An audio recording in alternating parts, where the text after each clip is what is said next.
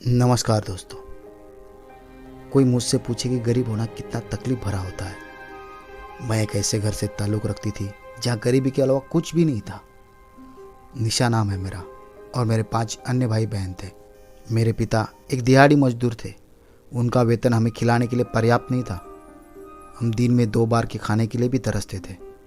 ऐसे में घर पर हमारे जैसे ही शादी के लिए रिश्ते आते थे। मैं मना कर देती और अपनी माँ से कहती कि मेरे लिए एक अमीर परिवार का लड़का ढूंढो। मैं ऐसे आदमी से शादी करना चाहती थी जो 50,000 से 60,000 हर महीना कमाता हो, ताकि मैं अपनी सभी इच्छाओं को पूरा कर सकूं। मेरी गरीब माँ को एक अमीर लड़का कहाँ से मिलेगा, इसलिए मैंने खुद लड़के की तलाश करने की सोची। मैंने अपने रिश्तेदारों में से एक लड़के के बारे में सोचा, लेकिन फिर इस विचार को खारिज कर दिया क्योंकि मेरे सभी रिश्तेदार हमारी तरह गरीब थे। मैं रोज़ भगवान से प्रार्थना करती थी कि मैं एक अमीर आदमी से मिलूं, और भगवान ने मेरी प्रार्थना सुन ली। संयोग से उस दिन जब मैं कॉलेज जाने के लिए सड़क पार कर रही थी तो मुझे एक वैन ने टक्कर मार दी। वह एक कॉलेज वैन थी और उसमें हमारे कॉलेज की लड़कियां थीं। वह चारों लड़कियां बाहर निकली और मुझे अंदर बिठा लिया। मुझे ज़्यादा चोट तो नहीं लगी थी, लेकिन फिर भी उसने सबको घर पर छोड़कर मुझे डॉक्टर के पास ले गया। उसने मुझसे माफ़ी मांगी और मेरे लिए ढेर सारे फल लेकर आया। फिर अक्सर मैं उससे अपने कॉलेज के सामने मिलने लगी। एक दिन उसने मुझे अपनी वैन में बैठने के लिए कहा। फिर वो मुझे रोज़ अपने वैन में बिठाने लग गया। वो मुझसे किराया भी नहीं लेता था। मुझे अपने किराए के पैसे बचाने के लिए और क्या चाहिए था। कॉलेज वैन का ड्राइवर एक अच्छा लड़का था और अपने रवैये से मुझे अच्छा लगता था। एक दिन उसने मेरे सामने शादी का प्रस्ताव रखा। वह महीने में 50,000 से अधिक कमाता था और वह अकेला ही रहता था, जबकि हमारे घर में 10,000 भी कभी नहीं आए और हमारा पूरा परिवार कमाने वाला था। मैं एक सरकारी कॉलेज में पढ़ रही थी और मुझे आगे की पढ़ाई में कोई दिलचस्पी नहीं थी क्योंकि मेरे घर की स्थिति उसके लिए अनुकूल नहीं थी। इन परिस्थितियों में यह रिश्ता मेरे लिए सबसे अच्छा था। मैं उससे शादी करना चाहती थी और एक शानदार जीवन जीना चाहती थी। मैंने अपनी माँ से उससे मेरी शादी कराने के लिए बात की, लेकिन उन्होंने इस बात पर आपत्ति जताई कि लड़का अकेला है, न माँ न पिता और न भाई बहन। ऐसे लड़कों का क्या भरोसा। पापा ने भी मुझे समझाने की बहुत कोशिश की। उन्होंने कहा कि बेटा, ज़माना क्या कहेगा, और वैसे भी मुझे नहीं लगता कि वो लड़का तुम्हारे लिए अनुकूल है।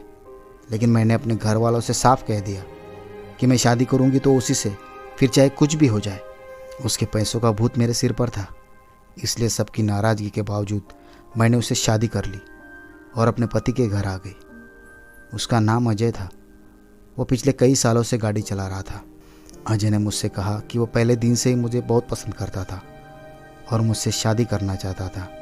शादी की पहली रात उसने मुझे सोने की बालियाँ गिफ्ट कर दी। मैं हमेशा से सोना पहनना चाहती थी, इसलिए मैं उसके उपहार से ही नहीं बल्कि उससे शादी करके भी बहुत खुश थी। वो मेरे लिए बहुत खर्चा करता था, मुझे हर हफ्ते खरीदारी के लिए ले जाता था और मुझे महंगे महंगे तोहफे देता था। फिर खरीदारी होने के बाद अक्सर महंगे होटलों में खाना खिलाता था। मैं भी यही चाहती थी। वो मुझे एक खुशहाल ज़िंदगी देने के लिए कड़ी मेहनत कर रहा था। वो रात में भी वैन लेकर जाता था। जब मैंने उससे पूछा तो उसने कहा कि रात में सवारी करने वालों से किराया अधिक मिलता है, इसलिए वो रात में भी वैन लेकर जाता है। सब कुछ सही चल रहा था, पर अचानक से तकदीर ने करवट बदल ली और हमारे दिन बदलने शुरू हो गए। कौन जानता था कि मेरे पति के सारे काम रुक जाएंगे, लेकिन ऐसा हुआ और उनके सारे काम रुक गए। पहले मेरे पति की वैन बिक गई, फिर एक एक करके मेरे सारे गहने बिक गए। घर का सारा कीमती सामान बिक गया। मेरे पति हर समय चिंतित रहते थे। वो पूरा दिन घर में परेशानी में बिताते थे और काम की तलाश में कहीं बाहर जाते थे तो कई दिनों तक वापस नहीं लौटते थे। पता नहीं कैसे हालात अचानक पलट गए और बुरे दिन शुरू हो गए। एक दिन मेरे पति ने कहा, चलो दूसरे शहर चलते हैं, हो सकता है कि वहाँ पर भाग्य हम पर मेहरबान हो। मैंने भी सोचा था कि जगह बदलने से हालात बदल सकते हैं। हम अपना कुछ सामान लेकर इस शहर में आ गए, लेकिन यहाँ आने के बाद भी हालात नहीं सुधरे बल्कि और बिगड़ते गए। हम घरेलू सामान बेचकर अपना जीवन बिता रहे थे। जब घर में बेचने के लिए कुछ नहीं बचा तो भूखमरी की बारी आ गई थी।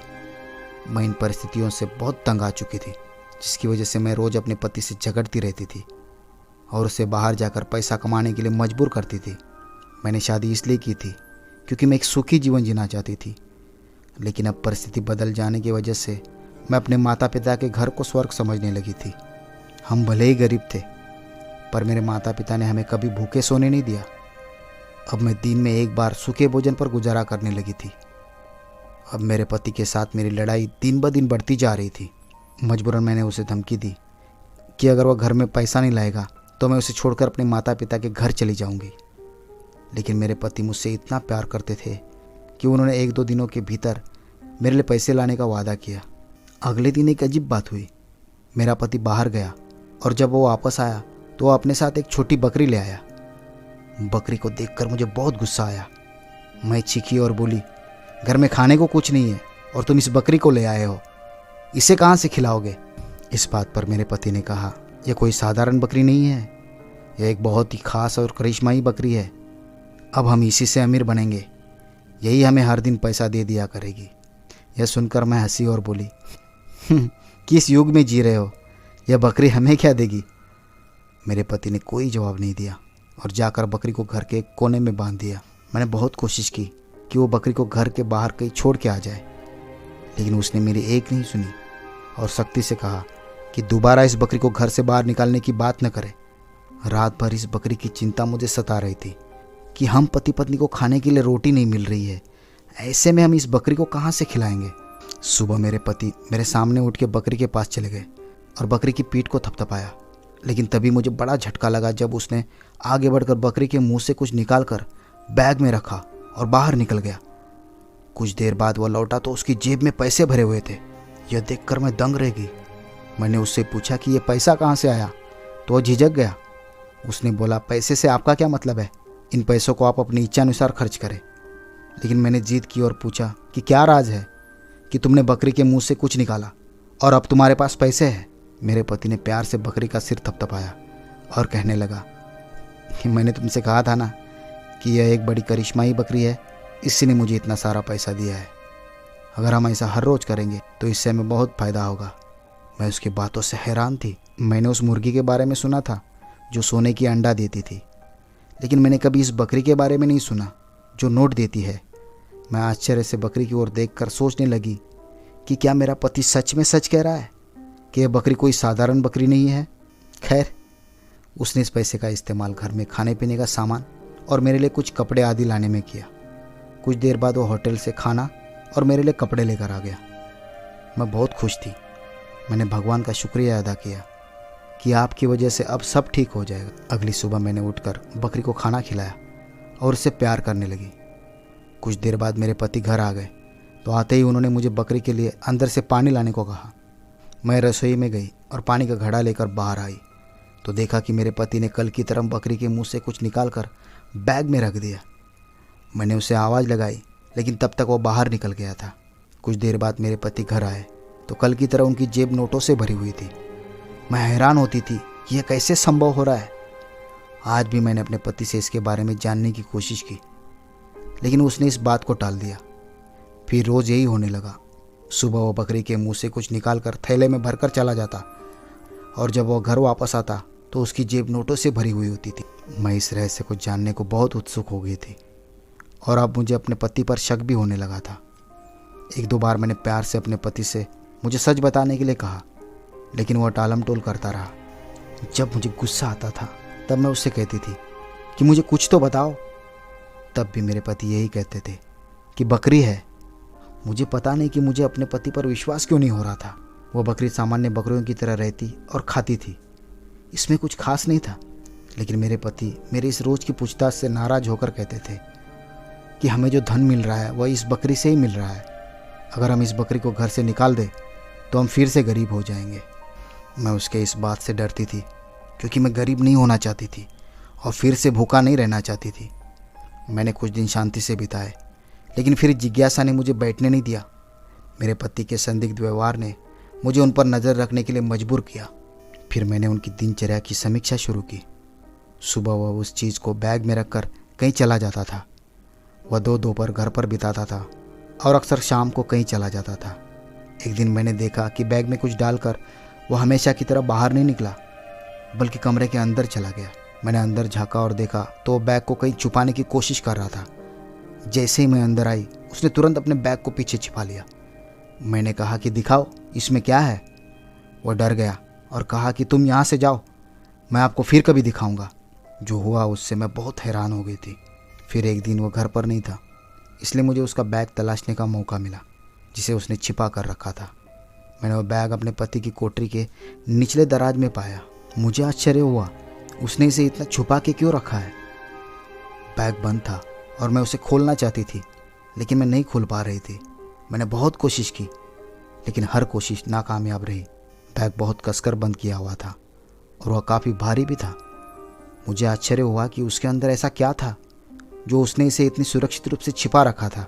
मैंने रात में अपने पति से पूछा कि तुम उस बैग में क्या छुपा रहे हो, तो वो मुझसे नाराज़ हो गए कि मैं उनकी जासूसी कर रही हूँ। उस रात उसने मुझसे बहुत लड़ाई की। उसका व्यवहार मुझे संदेहास्पद बना रहा था।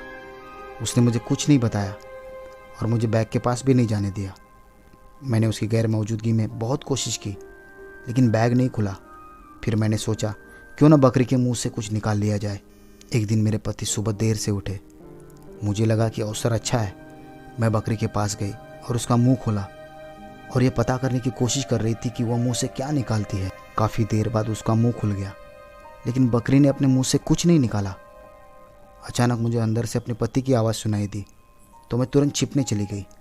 वह बाहर आया, वही बैग उनके हाथ में था। वह बकरी के पास गया, उसने बकरी के मुंह से कुछ निकाला और अपने बैग में रखा और घर से बाहर निकल गया। मैंने आज फैसला किया कि मैं इस रहस्य का पता लगा के रहूँगी। मैं भी उसके पीछे पीछे चल दी और उसका पीछा करने लगी।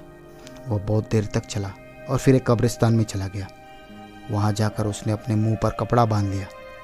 मैं लगातार उसका पीछा कर रही थी और अब मैं एक पेड़ के पीछे छिपकर देखने लगी कि वह क्या करता है। वहाँ जो हुआ उसने मुझे बहुत हैरान कर दिया। एक टूटी और खुली कब्र में हाथ डालकर मेरे पति ने वहाँ से पैसे निकाले और थैले से कुछ निकालकर उसी कब्र में रख दिया और वापस आने लगे। यह सब देखकर मैं अंदाज़ा लगा रही थी कि मामला क्या हो सकता है। अचानक मुझे लगा कि मेरे पति कहीं काले जादू के साये में तो नहीं आ गए हैं। ऐसे ही कब्रिस्तानों में कार्यकर्ता ही जाया करते थे। मैं वहाँ से लौटने वाली थी, तभी मैंने देखा कि जिस स्थान पर से मेरे पति उठे थे, वहाँ से काले कंबल में लिपटा एक आदमी कब्र से कुछ ले जा रहा था। मैं ये सब देखकर बहुत डर गई थी, क्योंकि वो शख्स किसी जादूगर जैसा लग रहा था। मुझे विश्वास होने लगा कि मेरे पति ने वही रास्ता अपनाया होगा जो काले जादू की ओर ले जाता है, नहीं तो वह इस कब्रिस्तान में क्यों आता। ऐसा मेरा अनुमान था। अब मुझे यह पता लगाना था कि यह सच है या नहीं। मैंने अपने पति से सब कुछ नहीं पूछा, क्योंकि मैं जानती थी कि वो मुझे कुछ नहीं बताएगा, बल्कि उस पर शक करने पर नाराज़ हो जाएगा। मैं यह सोचकर चिंतित घर में दाखिल हुई तो मेरे पति पूछने लगे कि मैं कहाँ गई थी। मैंने कहा कि पड़ोस में नौकरी के लिए पूछने गई थी। तभी उसने अपने जेब से बहुत सारे 2000 के नोट निकाल के दिए और खर्च करने की बात कही। पहले हमेशा मैं पैसा देकर बहुत खुश होती थी, लेकिन आज मैं खुश नहीं थी, क्योंकि मुझे कमाई पर शक था कि इतना सारा पैसा कहाँ से आया होगा। मैंने अपने पति को अपनी शंका नहीं दिखाई और मुस्कुराकर पैसे रख दिए। कुछ समय बाद वह हमेशा की तरह घर से बाहर चला गया। हर दिन इतना पैसा देखकर मुझे खुशी होती थी, लेकिन मैं भी उलझन में थी कि यह पैसा कहाँ से आता है। लेकिन अब एक और सवाल मन में उठा कि मेरे पति ने बकरी के मुंह से कुछ निकालने के लिए काला जादू किया है। यह कैसे हो सकता है। मैंने बकरी की विस्तार से जांच की, लेकिन वह पहले जैसी ही थी, एक साधारण बकरी। मैं ये सोचकर पागल हो रही थी कि यह सब कैसे संभव है। अगले दिन मैं फिर से उसके पीछे पीछे चल दी, यह देखने के लिए कि वह कहाँ जा रहा है।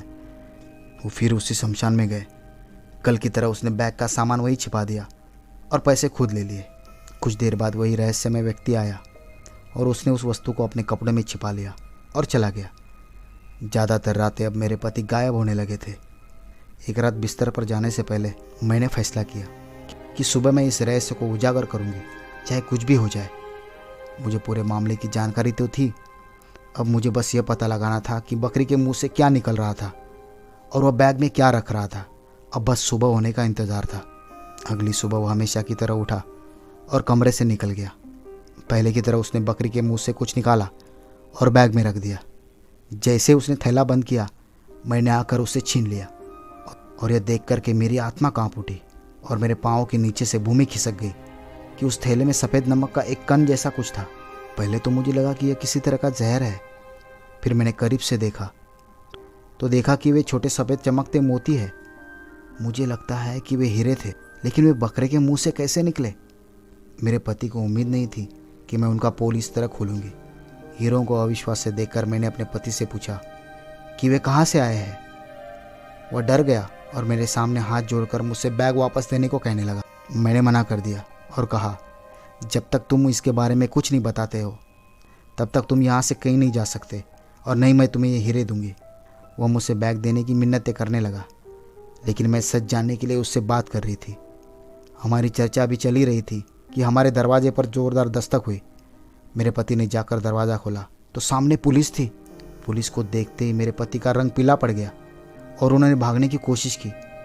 पुलिस ने आकर मेरे पति को गिरफ्तार क्यों किया, यह देखकर मैं भी हैरान रह गई।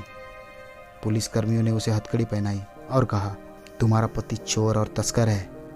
पहले लड़कियों को बेचता था। स्थानीय पुलिस को यह खबर मिलने के बाद जब पुलिस ने इसका पीछा किया तो ये उस क्षेत्र को छोड़कर इस शहर में आ गया और फिर यहाँ आकर ये चोरी करने लगा। मुझे लगा था कि वह किसी तरह के जादू टोना में पड़ गया है, लेकिन वह अपराधी निकला। मेरे पति चोर थे। मैंने उदास होकर उसकी तरफ देखा और पूछा, यह सब मेरे साथ क्यों किया? वह हाथ जोड़कर माफ़ी मांगने लगा। मुझे माफ़ कर दो। मैंने वास्तव में आपको पसंद किया था, लेकिन आपकी ख्वाहिशें बहुत ऊंची थी, इसलिए मैं चाह कर भी इस काम को नहीं छोड़ सकता था।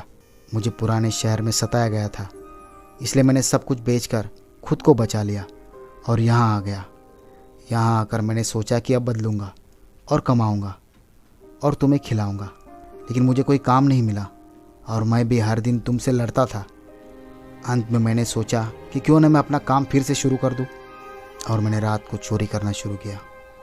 लेकिन मुझे डर था कि कहीं तुम्हें इसके बारे में पता न चल जाए, इसलिए मैंने यह बकरी का नाटक किया कि तुम सोचोगी कि तुम्हें जो कुछ मिलता है वह तुम्हें इस बकरी से मिलता है। मैं हीरे चुरा कर अपने कपड़ों में छिपा लेता था और बकरी के पास जाकर उसका मुंह खोलकर तुम्हें दिखाता, ताकि तुम्हें लगे कि बकरी के मुंह से कुछ निकला है। मुझे जिसे हीरे बेचने होते थे वो कब्रिस्तान में मिलने आता था। वो जहाँ पैसे रख देता था मैं हीरे वही रख देता था, जिससे वो आकर बाद में उठा लेता। हम वहाँ इसलिए जाते थे क्योंकि हम वहाँ पकड़े नहीं जा सकते थे और कोई हम पर शक भी नहीं कर सकता था, लेकिन फिर भी पुलिस ने हमें पकड़ लिया। पुलिसकर्मियों ने कहा कि उन्होंने सीसीटीवी रिकॉर्डिंग के माध्यम से इसका पता लगा लिया है और उसके साथियों को भी पकड़ लिया है। यह उनका पूरा गिरोह था जो शहर भर में अपराध करता था। पुलिस मेरे पति को गिरफ्तार करके ले गई। मैं अपनी किस्मत पर रोने लगी कि मैं अमीर बनना चाहती थी, इसलिए मैंने अपने परिवार की मर्जी के खिलाफ शादी की। लेकिन मुझे क्या पता था कि मेरा पति चोर निकलेगा। शायद वह ठीक हो जाता अगर मैं उस पर अपनी ख्वाहिशों का बोझ न डालती। मैंने यह सबक सीखा है कि जब कोई व्यक्ति अपना हैसियत देखता है तो वो अपने पैर फैलाना चाहता है। दोस्तों, अगर कहानी अच्छी लगी होगी तो वीडियो को लाइक कीजिए, कमेंट कीजिए और अपने दोस्तों में शेयर कीजिए। हाँ, और एक ज़रूरी बात, चैनल को सब्सक्राइब करना मत भूलिए। धन्यवाद दोस्तों। तो मिलते हैं अगले वीडियो में ऐसी कहानी के साथ। तब तक के लिए नमस्कार।